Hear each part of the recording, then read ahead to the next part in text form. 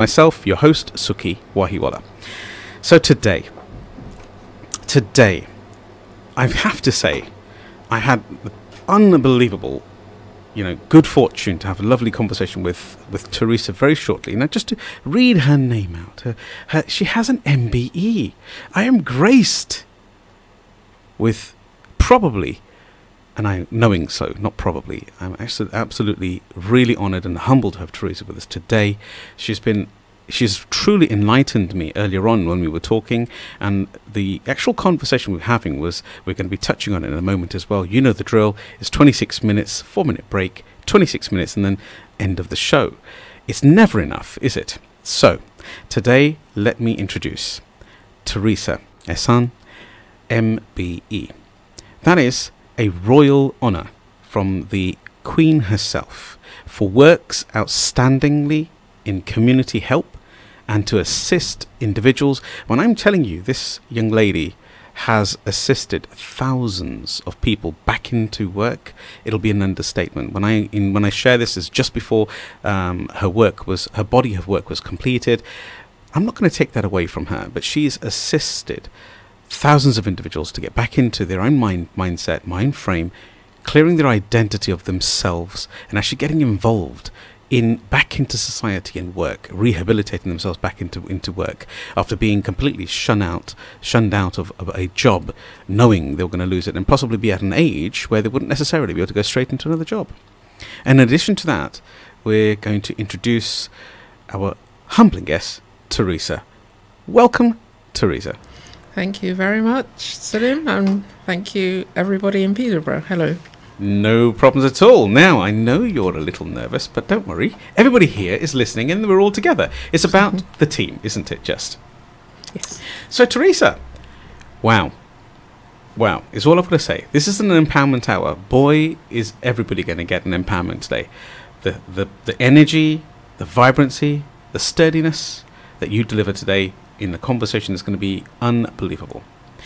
Now, a little touch about yourself, if you don't mind. Would you mind just giving a little bit of conversation around maybe your background? Because when we were talking just earlier on, I was genuinely, and I think the audience and the listeners will guaranteed to be a little surprised, but also very, very humbled by the sheer fact of you being a child who's gone through that journey that you went through as a child. May I just ask, if I can, a little bit about your background? Yes, certainly. I'm of Nigerian parentage, so I was born in the 60s, and it wasn't in London. My parents came over to the UK from Nigeria to study, so they both met here. My father was training to be an accountant, my mother was training to be a midwife, and they met each other. He saw her, she saw him, they fell in love, and then 3 children later. It wasn't uncommon in the 60s for children to be fostered. And when I say fostered, I mean it in a commercial way, not through social services. So just to touch there, sorry, and I'm aware that some of the audience would actually understand what we just said there.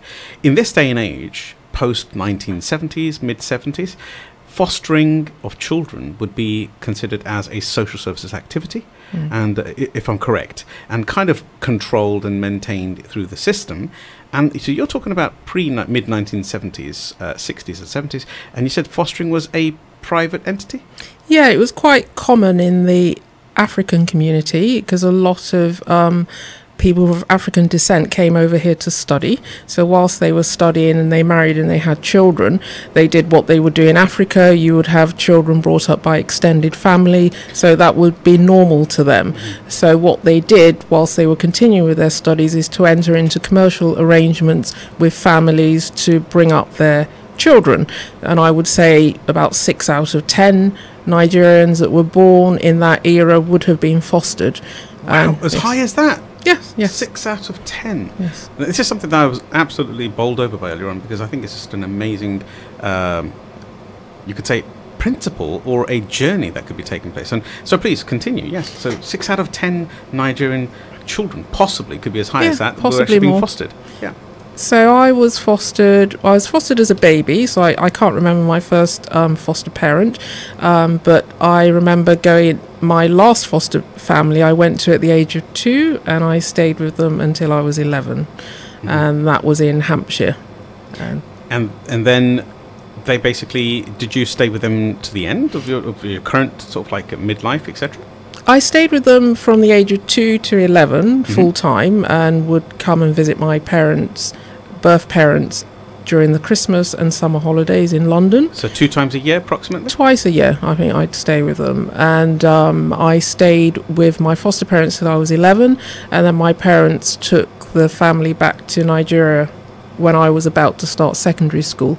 So I spent my secondary school formative years in Nigeria, and then came back to my foster parents. Wow, back into the UK. Yeah. Now, I'm just saying, thank you very much for sharing this personal journey with yourself, because for me it was something very new to understand, and I'm just so in awe that what you've achieved, and such a beautiful person as you are within yourself. Bless you. Thank you. Within yourself as well, and how capable you are as an individual, and how balanced to an extent that I see, but you have a different version of that when you said to me about identity earlier on. But I don't agree with that comment. I believe that you have a very clear identity of who you are for the external people to see, and not in a pompous way, in a very humble way.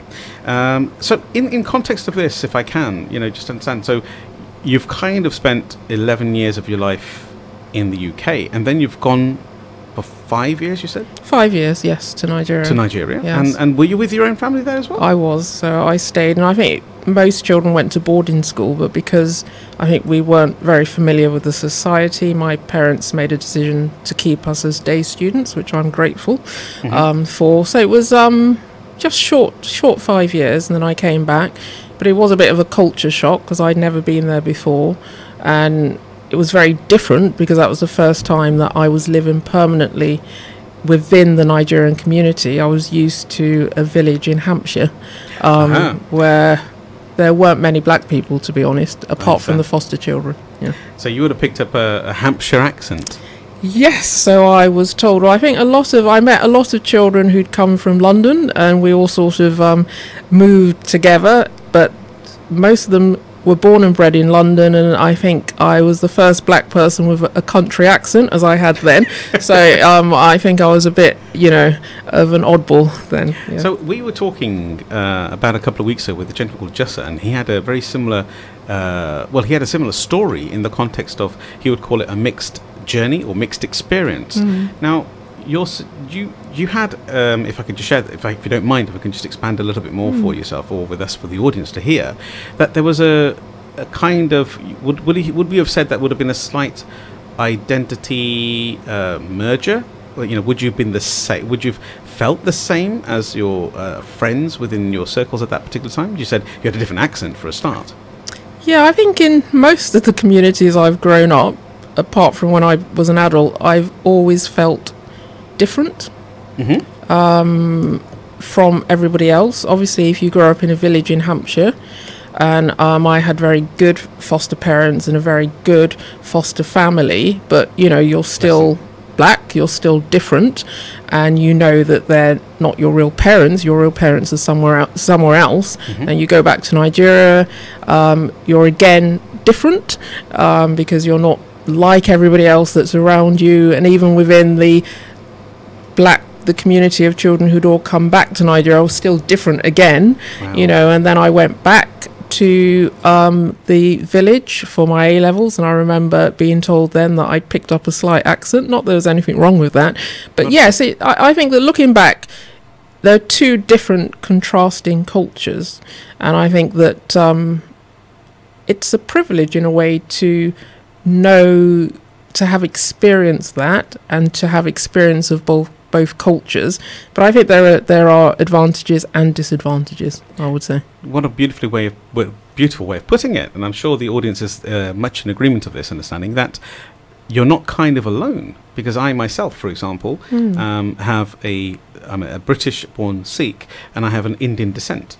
So my parents were both from India, and which within itself was also segregated into Indo-Pakistan as well. So you had that same differentiation. So there was a sub-identity kicking off there as well.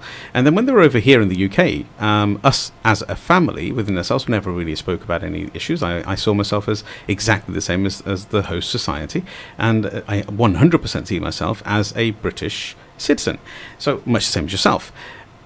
But I'm not going to suggest that there was never an identity challenge. Sometimes I always felt that there was, which society do I actually truly fit in? Because like you just said there, when you went to Nigeria, you felt a little bit uneasy there as well. And then when you came back over here, you felt as though you slightly felt out of place over here as well, which I think is commendable. What an amazing strength you've shown from within yourself, and also an acceptance of oneself. I would go to India, and I'm a foreigner there. And I come back over here, and I'm seen as a foreigner, even though I'm not. So how did you overcome this? Because this is the empowerment hour. You know, it's about assisting people to get over the possible dualities and stuff like that. Which is I'm just so in awe of yourself. It's so wonderful to have you on the show. By the way, thank you for having me. Yes, well, obviously I wasn't the architect of my destiny from that perspective. It happened to me, and I think you just have to live with that. I think just as I was beginning to get used to the Nigerian culture, I came back again and did my A-levels near the village where I grew up. And again, you're slightly different because I had all the people I'd gone to primary school with had stayed there and gone to secondary school, and I'd had this different experience and come back, and I was slightly different. It's a dichotomy, and I think that what it does is make you question to some extent who you are. And I'm not, obviously, if anyone can see me, I'm not mixed race in any sense of the word. I'm fully black, but then I have felt half of one culture and half of the other. Sometimes I think I wish that I'd been more of one or more of the other, or just fully. I think perhaps maybe I shouldn't have gone back to Nigeria, or perhaps I should have stayed longer in Nigeria. Maybe, I don't know. I think looking back, I'm thinking that there were questions. I think I did question a lot about my identity when I was growing up. I mean, I'm fully okay with who I am now. I think I'm a British Nigerian. I'm Nigerian, well, of British descent, Nigerian heritage. I've had the fortune to have lived there for 5 years, so I understand the culture a lot more than I would have had I stayed here and looked at it through the glasses, you know, from the UK. From the UK. Yeah. And that's absolutely stunning. So actually what we worked out when we were speaking, this is such a reflection and conversation, exactly the same thing, kind of dittos. When we had Jossa, he was unaware that actually every single child that's kind of born out of maybe you could say a home country has this kind of a identity switch as well, where it's not as extreme as yourself, of course, and it's amazing how you've overcome it. So I really applaud that, if I may, in my humble way myself. But you're an experience, and you're an absolute true, what we call, in my opinion, you're somebody to look up to within this journey, and you're very inspirational in this journey that you've taken, because not only have you embraced that duality of identity, realization that obviously you've come from, in essence, as you said, you felt as though you've come from a background of what we classify as mixed experience or mixed race, but not truly. You're still yourself. So if I was to walk forward a little bit with this and say, you're far from not being successful at what you were up to, and you're far from not being somebody who can really connect with other human beings and understand their nature, and that has to come from a self-identity as well. So we'll talk about identity a bit later, but please, I just need you to share how your journey was being. You went through, I think, from Islington, and you worked your way right to the top. So please do share. Yes, so I started working off in Barclays Bank. So I studied this then IPM exams, which are now CIPD. So I was IPM qualified and started working in HR and realised it wasn't really for me. And so I moved to Islington, started working for Islington Council, and they ran a training scheme for young people where they were temporary employees of the council, and then I helped to find opportunities for them, some within the council and some outside. And I think that's when I took like that to a duck to water, really. So I realised that I preferred working with young people and helping them on their journey.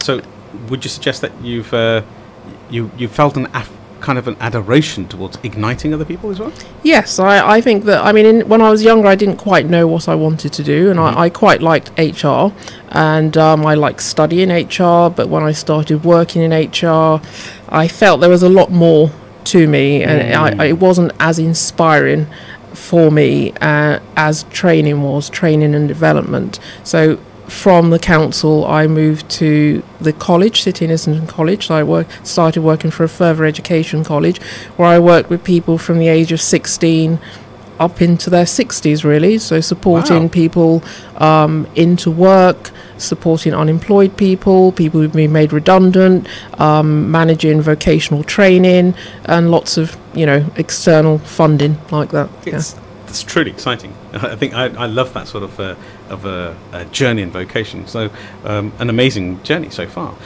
So in where you were at the end when you were working, because from my remembrance of yourself and remembering this conversation, you worked your way right up to directorship, didn't you? Yes, in the college. Was that within the college system? Yes, I was I was a director for employability and employer engagement, so part of the senior management team of the college before, yes. And so you were a kind of a head or responsible for procurement and actually getting...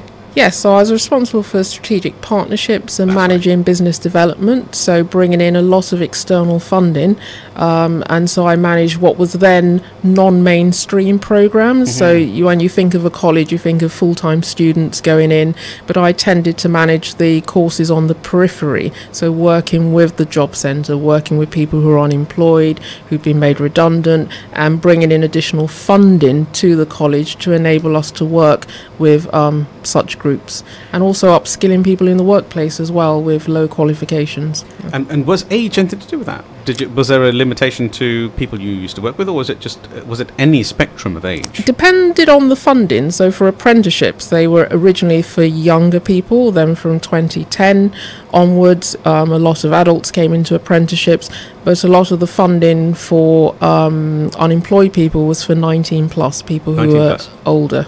Yes, adults. And so I have a lot of friends who worked in that arena as well, and they haven't been as successful as yourself, but they also had a lot of friction in the sense of the acceptance from that generation, the younger generation, to accept change and movement. Did you ever find any kind of this kind of friction sometimes, or for within the student body, or within the student body, within assisting people, and when you're working with the local council, for example, was it easy to get through to the children at that age?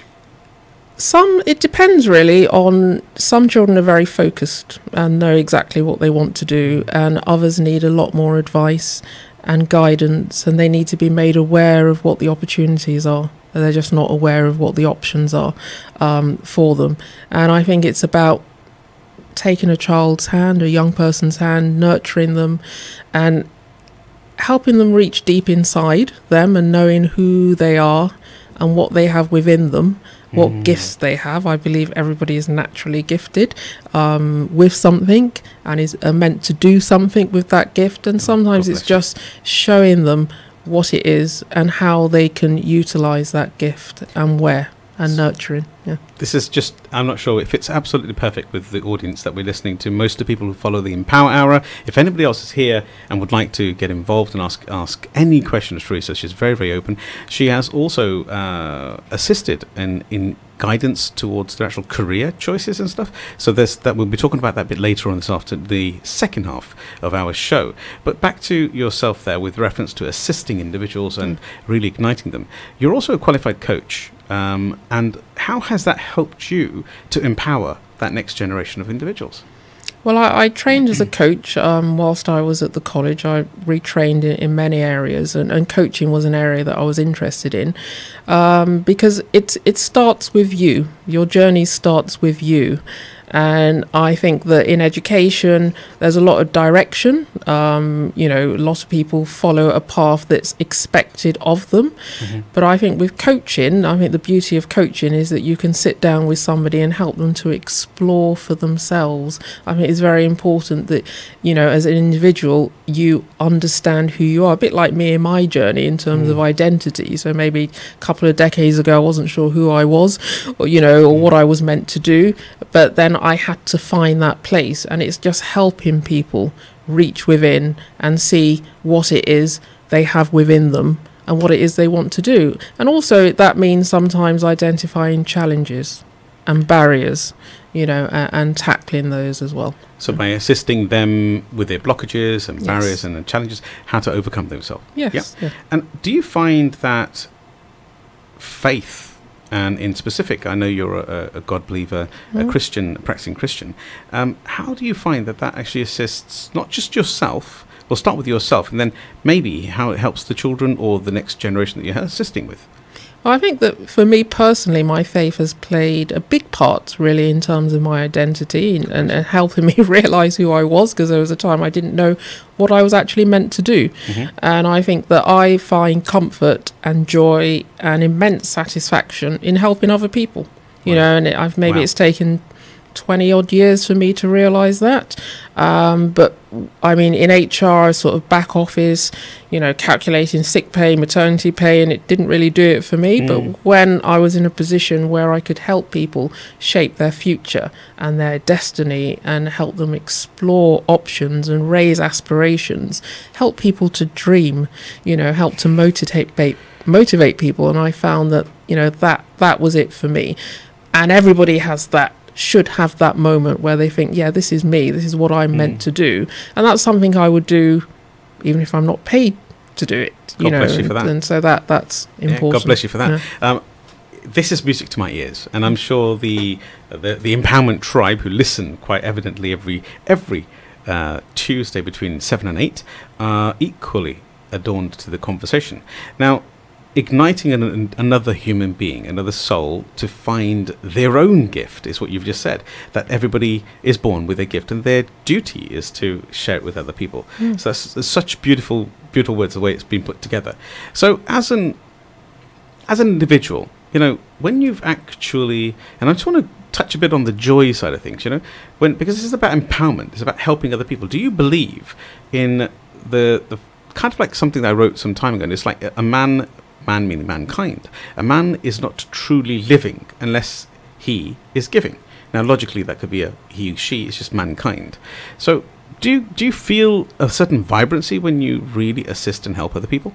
Yes, I think that's what I was born to do. Definitely. And there are other things. Otherwise, I'd still be an HR specialist.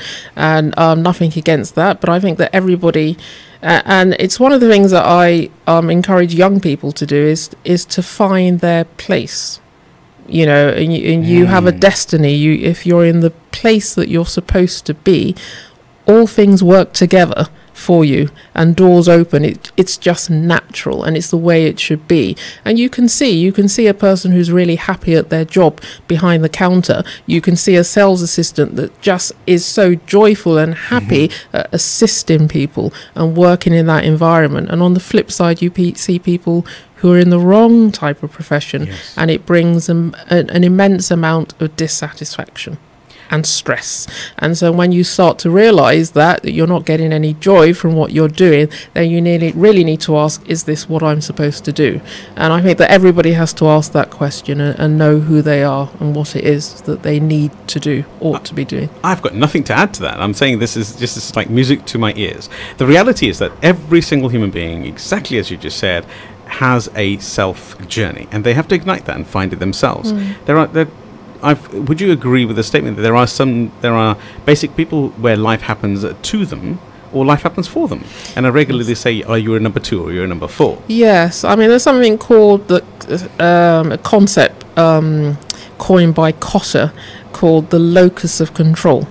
So I'm sure you're familiar with that. So do you have an internal or external locus of control? If you have a strong internal locus of control, you realize you're in control of your destiny and you shape it. If you have a strong external locus of control, then you tend to think things are out of your control and that other people are steering the course of your life, or they're responsible for your acts or your omissions or your failures or successes. And the idea is to get people to have a wider internal locus of control, because then it empowers them. This is just an amazing interview so far. Thank you so very much, Teresa, for being here and empowering our audience. And I'm sure the audience on the Empower are much agreeing with it. I've got just to share with yourself, we're going to be back in 4 minutes. This is the Empower Hour show with Sukhi Wahiwala on Salam Radio, and I would love to see you back, and we'll continue our conversation with Teresa.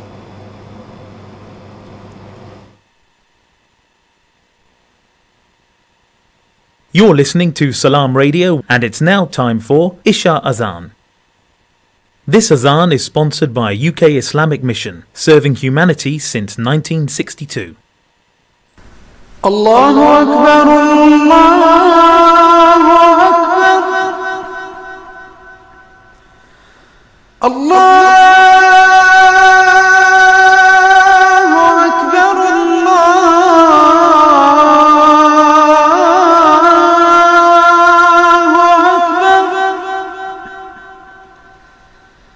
أشهد أن لا إله إلا الله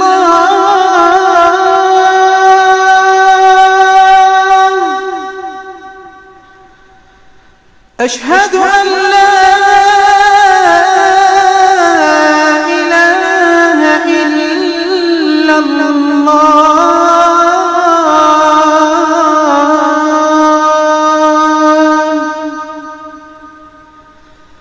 أشهد أن محمدًا رسول الله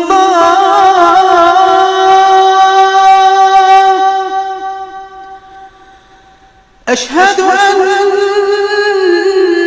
محمدًا رسول الله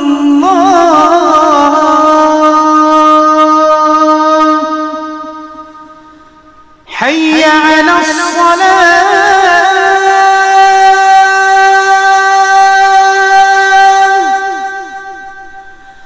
حي على الصلاة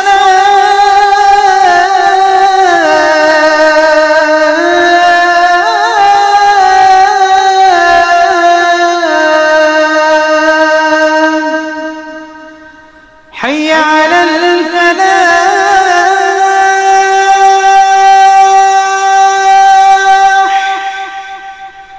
حي على الفلاح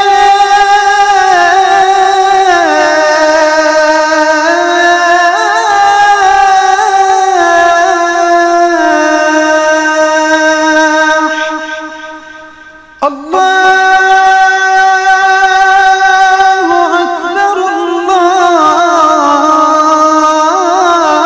أكبر الله أكبر لا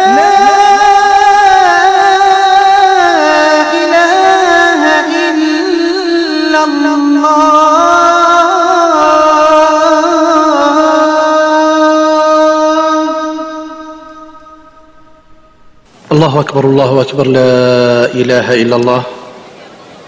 اللهم صل على محمد وعلى آل محمد كما صليت على إبراهيم وعلى آل إبراهيم، وبارك على محمد وعلى آل محمد كما باركت على إبراهيم وعلى آل إبراهيم في العالمين إنك حميد مجيد.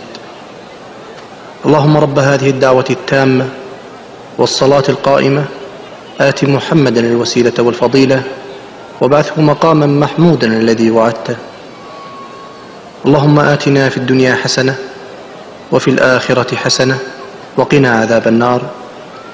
اللهم بك نحيا وبك نموت وإليك المصير. رضينا بالله ربا وبالإسلام دينا وبمحمد صلى الله عليه وسلم نبيا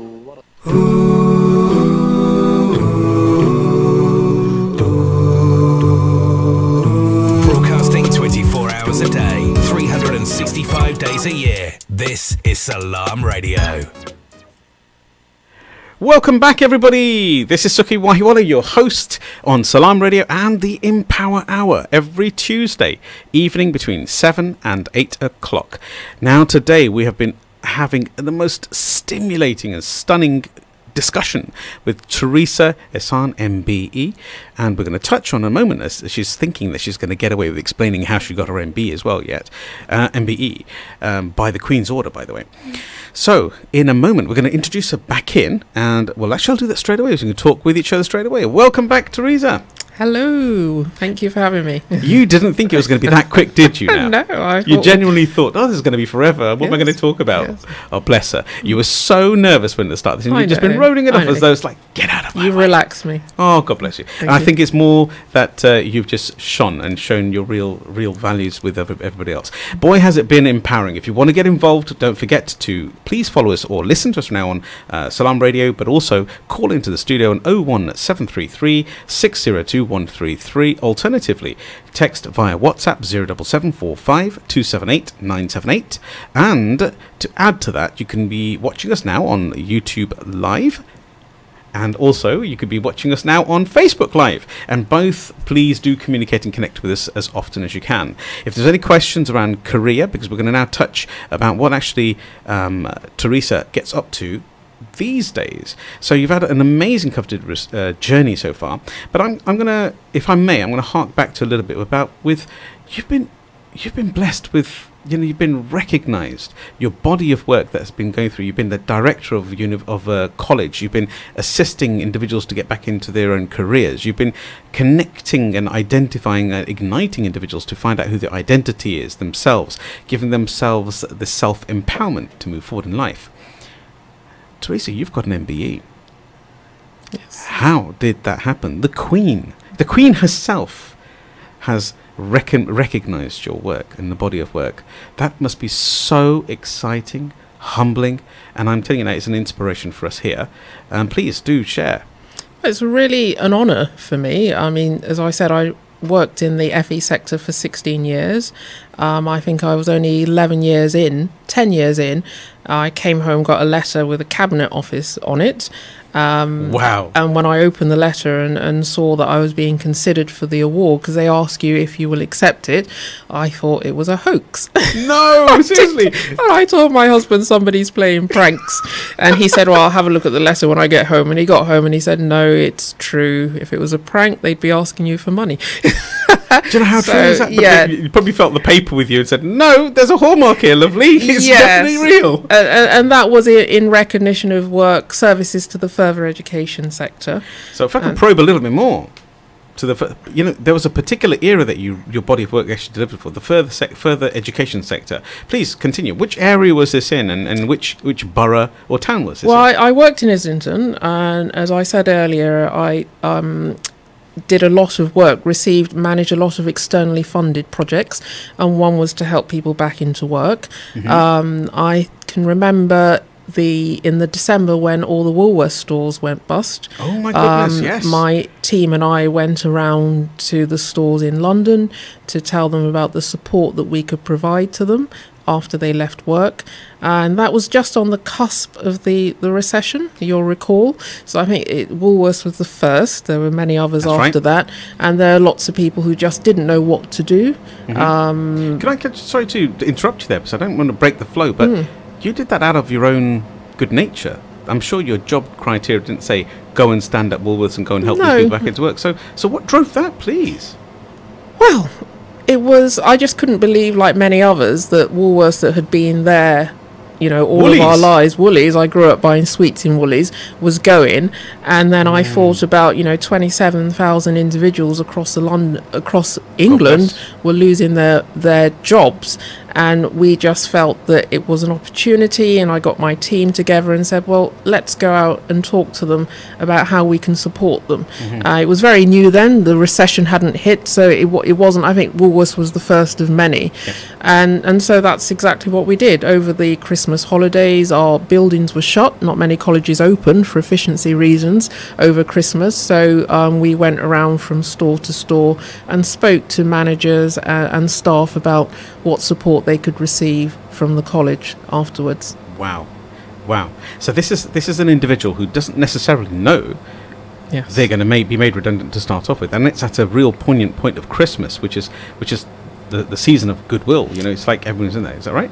Yeah, it was quite upsetting. A lot of them just, I mean, many of them had never had an interview before. They just sort of walked into Woolies after school, and I came across stores where you had 3 generations that had worked there. I had a store where a mother and a son worked, and you had people who hadn't had a CV, put a CV together. They didn't even know where the job centre was, and it was just not knowing what to do, where to go for support, or have the confidence. Many of them didn't have the confidence and said, look, I've been here for 10 plus years, I've never really had an interview, will anyone want me, how do I put an application form together? Wow. And a lot of it was really confidence building and letting them know that yes, the organisation they worked for no longer existed, but their skills and abilities definitely weren't redundant, and about how they could, you know, utilise all that they had acquired, that experience, and confidently put themselves forward for other opportunities. Well, you've clearly got commended for that, but I think that was a really beautiful body of work. So you're going to have to tell me, what was it like? What was it like going to Buckingham Palace? It happened very quickly. It's a very regimented process. You know, you get there at a particular time, and before you know it, everything happens like clockwork. And it was Prince Charles that did my investiture, and before you knew it, I went with my family. I think we could only take 3 people, so I took my husband and 2 of the children, and it was at Buckingham Palace, because they do them at Windsor Castle, all over the place. So we were fortunate enough to go to Buckingham Palace, and yes, Wow. It took me ages to get a hat. I didn't know what to wear, so I was buying things, taking them back, you know. But I eventually got an outfit, and yeah, it was a really humbling, and it was an honour really, and to meet so many other recipients of other awards, And with their journeys as well. The reason why I'm asking this question is because I know you're a very strong believer in identity, but also in visualization and actually being able to see yourself there. So I want the audience today to understand that these sort of things are attainable. You know, you've just got to have a beautiful body of work, and you could, you know, being able to really truly touch human lives and create change in their world. So I'm sure many individuals who are listening, myself included, were probably thinking, you know what, an MBE, an OBE, you know, an honour by the Queen. Wow, that's just never going to be in my lifetime. Does that make sense? So I'm really humbled to have somebody in the room who actually has that journey, so that you could make it possible for others to listen to and actually be a part of your journey. Thank you. Yeah. So identity. How did the MBE, if at all, assist your identity, or had no connection to it at all? Did it? The MBE is an honour, and it's a recognition of the work that I and my team did, because following Woolworths, we went right into the recession, and I managed to secure some money to support people that were affected by redundancy. Supported people in high street banks, all sorts of organisations, from providing executive coaching to outplacement programs to retraining, and that's where most of the work was done, and that's where the recognition came from. And yes, it was an honour, but my identity isn't tied to that. That is just recognition of the work that I have done. But as I said, it's very important that you know why you're here on earth. You know, what is it within you that you're supposed to do and to give back to the community. And this is my give back. So I feel that I have found my place now. And for some people, you know, we're talking about locus of control. Some people just need a little bit of support, so they're quite focused and they're driven, and you know, you give them a qualification here and they're on their way. And others need a lot more wraparound support and direction, and it's a matter of identifying where people are on their journey. On their journey, yes, that's right, and matching them beautifully. Yes. So I already know this is obviously something that's very, very close to your heart and very vibrant for yourself as a person. I think it's basically a more than a just cause. I believe it's a part of people's identity ignition. So they have to ignite themselves and become aware of themselves. Yes. How do you manage to do that in the next generation? Because I know you're an amazing, what we call, mascot for the next generation as well. And little Dicky Birds told me that you even, up until even last week, were taking children who possibly had no understanding or even possibilities of visualization in their brain, in their world, of being at places such as in the collegiates, colleges like universities, etc. Please continue. I mean, you do a lot of this sort of work even to this day, and you're constantly igniting the next generation. Please help us understand. This is about the Empowerment Hour. Yes, I do that through the church that I belong to. We have an outreach community, educational community outreach arm. So what we do in any community where the church is located, we reach out to parents and children to raise aspirations and to help them to dream. And what I've been doing on that program since 2012 is working with Oxbridge colleges, Oxford in particular, and taking people from year 7 at a very young age, introducing them to the university, letting them know what it takes to get in, what their expectations are subject-wise, why people of their background aren't there, why there aren't that many there, and telling them how they can get there, helping them to visualize.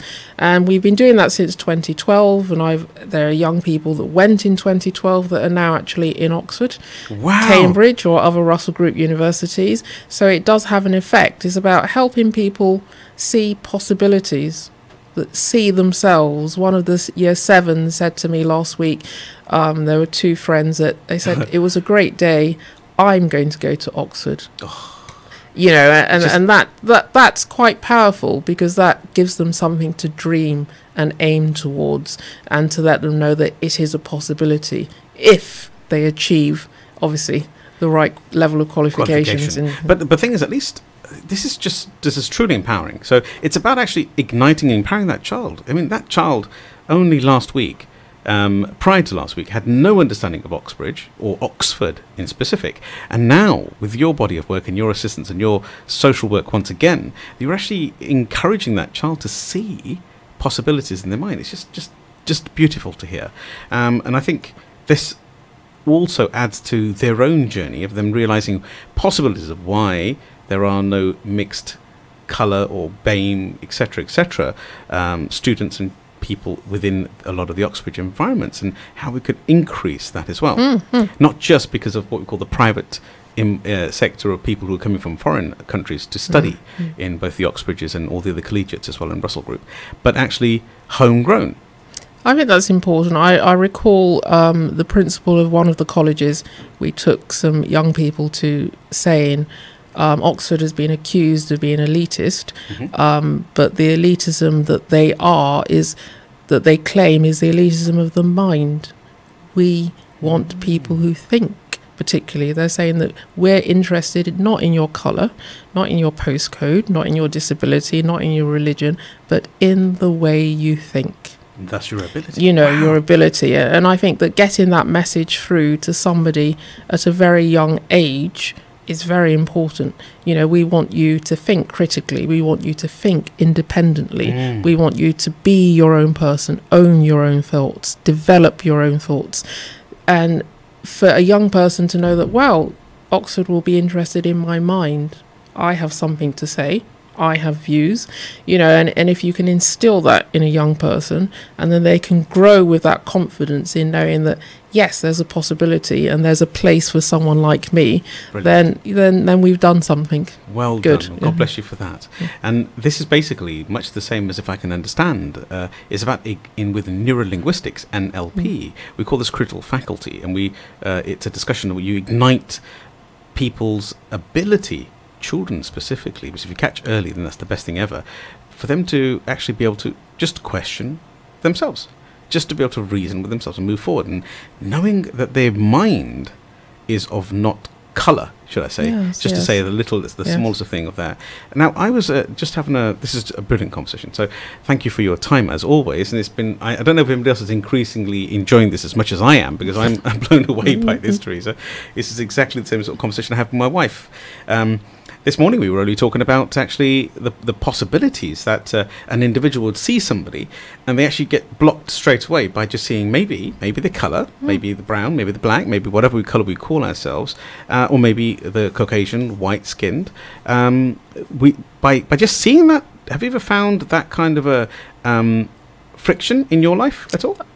I think that is the reality. Unconscious bias exists from us all, in all cultures and all backgrounds, and that's lots of research has been done on, a CV with a particular name. If it's a foreign sounding name, will not be as shortlisted as many times as you would if you were John Smith. That's a fact. However, what we have to do is to help people see past race. Yes, the first thing you see may be colour, the first thing you see may be religion, the first thing you see may be a hijab, but then sit down, as they said in Oxford, in terms of if they're interested in your mind. Equally, if you get that job interview, help them to see past your colour, see past your religion, and if you have the right skill set, the transferable skills, the right ability, the right approach, then it's for you to show them that you can fit into that organisation. And they will initially see those things, but then they'll see past them and say, well, this person can be the right person for the job. That's so empowering for the next generation, and also the generation that we're in with, and older than this as well. I myself, as a professional speaker, broadcaster now, but more of a professional speaking nature as well, have always had a little bit of that, we could say, judgment, immediate judgment and identification. But I've never realised and connected the two things. So thank you very much for bringing that to light for everybody to hear. Help people see past your colour or what they perceive as your judgments. So beautiful. So now we've got a lot of activity here on Facebook Live. Would you mind if I just ask a few questions for you? No. Okay, so it's on Do I Facebook need to put Live. the headphones No, on? it's Right, okay for a moment. I was going to read it out. So we have Amma Food Store, halal meat, a very good show. Keep it up. Thank you very much, Amma. And also we have Am Gola here. Such an inspirational interview. The world needs more people like you, Teresa. And that's just to feedback some information. And then we have Asif Rahman. Great show. What advice do you have for people who feel that they have not fulfilled their potential and might have missed the boat as it is too late? So maybe because of the changed circumstances or age, for example, so many people just feel this way. So what advice would you have for individuals who possibly, using the inverted commas, if you can see us in the video there, of being basically what they feel as if they've missed the boat? Well, I like to challenge that perception, because who says you're too old? Who says it's too late? I mean, with the raising of the retirement age, you've got people working into their 70s, and so we're living longer, we're working longer, so therefore it's important that we keep our skills up to date, that we have economically viable skills. You're never too old to retrain. You're never too old to learn something new. I know somebody who at the age of 60 went to university.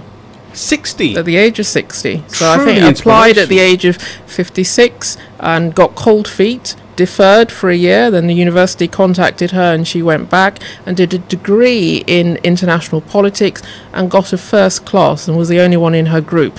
Wow. So who says? And that's a 60-year-old. So I don't think you're too old. I think that there's always room to change. So Asif, let that be a direct message to you from Teresa, who's actually a qualified careers coach as well, by the way. We haven't even touched on that. We're about to. This leads us beautifully into that arena. So there is no such thing as miss the boat. I mean, there's a 60-year-old inspirational individual, had cold feet at the age of 56, but then decided to follow through, whether it was the stimulus of the actual university contacting her, I assumed it was her, but she said her, and contacting her, but she followed through. Yep. So get out of your own way and believe in yourself, is what you're trying to say. It's never too late, is the message, right? So in context of this, I mean, just to give you another inspirational story very quickly, Colonel, as in KFC, Kentucky Fried Chicken, in our age we would say Kentucky Fried Chicken, and in the modern day we would say KFC, had nearly 200 different attempts at failure. Setbacks, yes. Yeah. Yeah. And at the age of, at the prime age of 68, started KFC as we understand it today. And today, as you know, how successful that model is. So 68, I don't think it's too late. And then the interesting thing about him is that he took that recipe that he knew was a winning recipe to restaurant upon restaurant, and they all said no, but he persevered.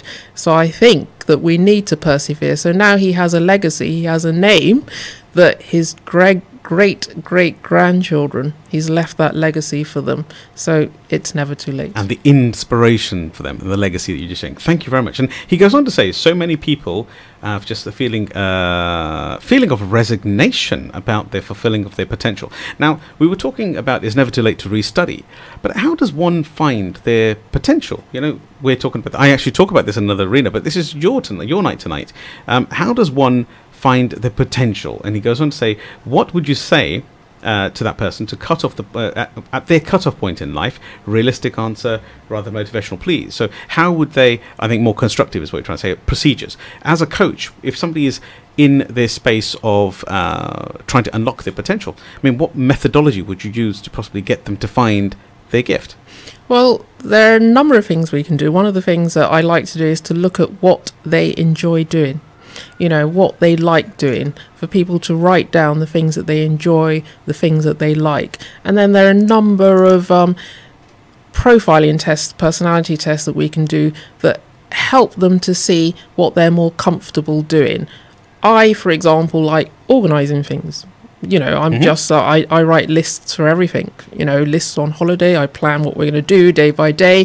So like that trip to Oxford you were talking about, you know, I just like organising events. People have things that they can do naturally, that they like doing, that they're good at doing. Then what are you interested in? What are you passionate about?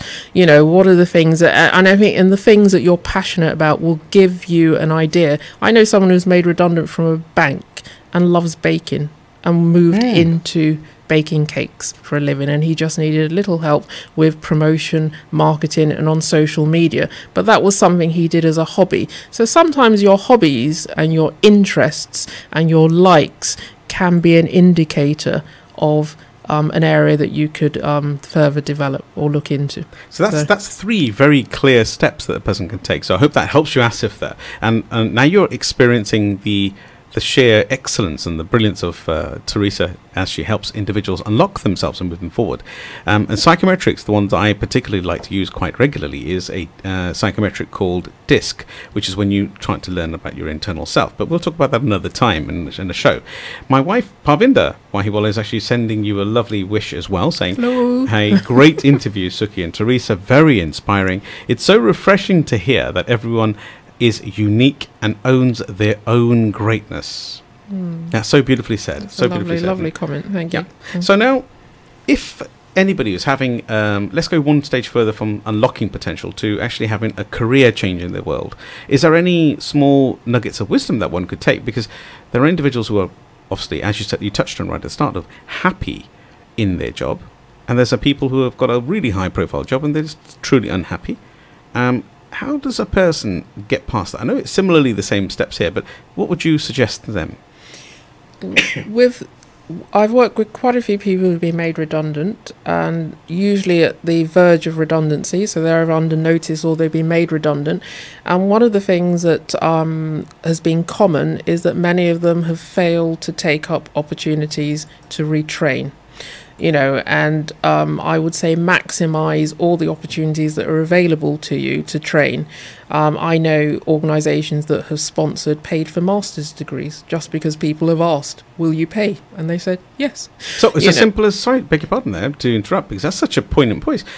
Just to physically ask, can you assist me in my upward ladder? Yes, I mean, powerful. Organisations will invest in their staff. You are their greatest asset, so they will invest to keep you motivated and to keep you happy. And especially if the course that you're identifying or the training will be of benefit to them.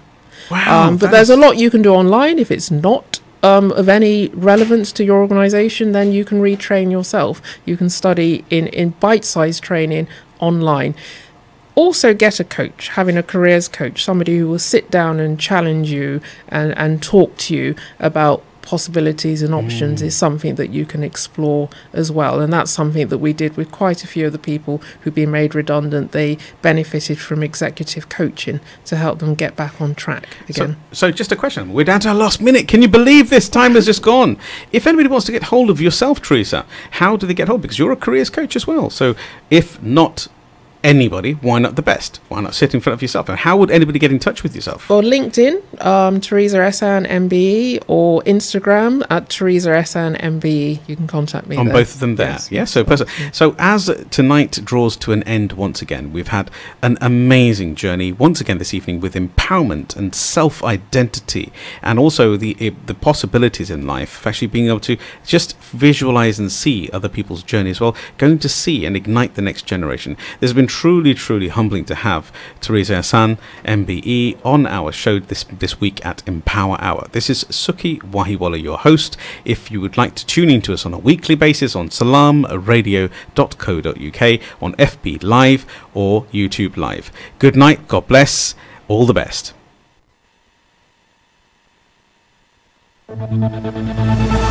Your number one for local, national and international news across